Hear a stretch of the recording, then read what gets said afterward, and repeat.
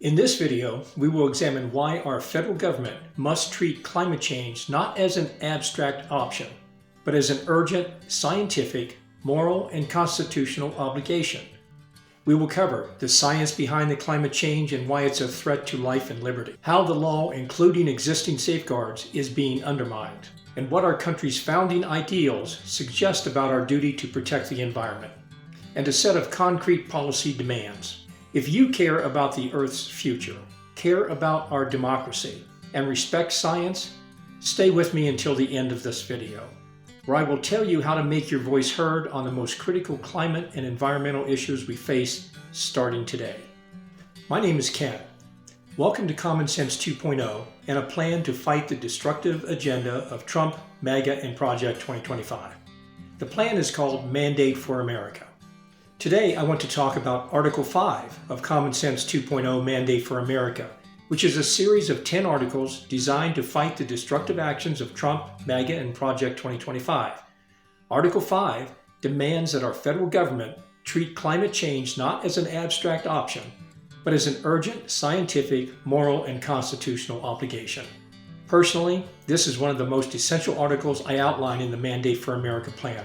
My wife and I have been lifelong campers, enjoying what our country offers when we wanted to get away from the daily grind of day-to-day work life.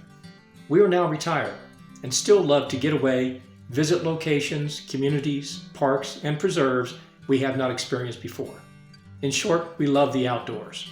Climate change isn't just an environmental issue.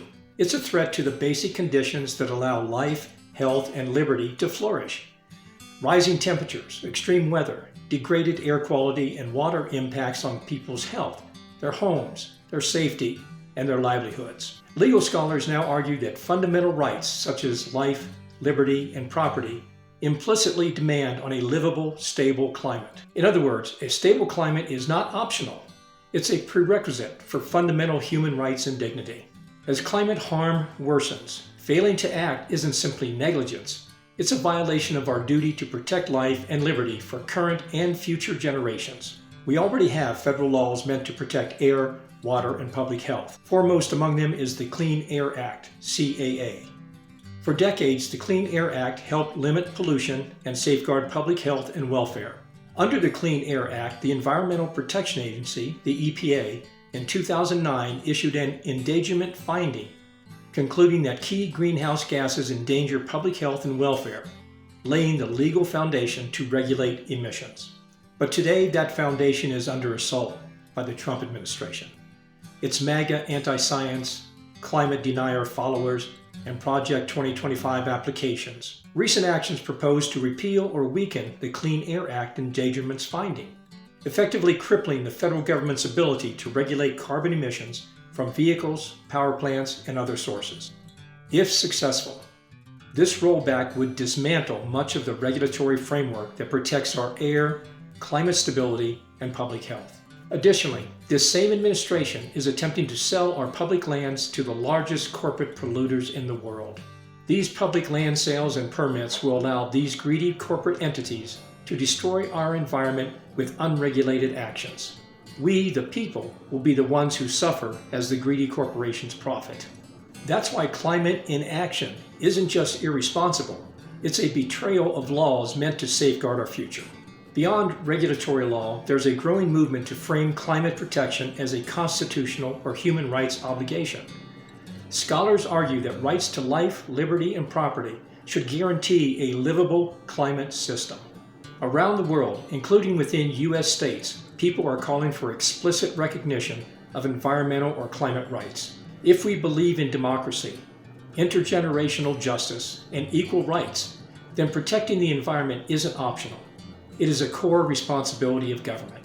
Our founding ideals of life, liberty, and the pursuit of happiness make most sense in the context of a stable climate, clean air and water, and a healthy planet.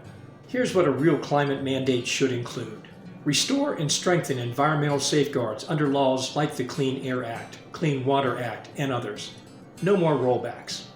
Invest in sustainable energy infrastructure, renewable power, energy efficiency, clean public transit. Protect vulnerable communities, low-income neighborhoods, indigenous communities, and frontline communities who bear the brunt of pollution and climate impacts. Recognize environmental climate rights in law. Embed in our constitutions and legislation a right to clean air, clean water, stable climate, and a livable environment for current and future generations. If we act now, we uphold public health and a just future for all, not just for ourselves, but for our children and grandchildren.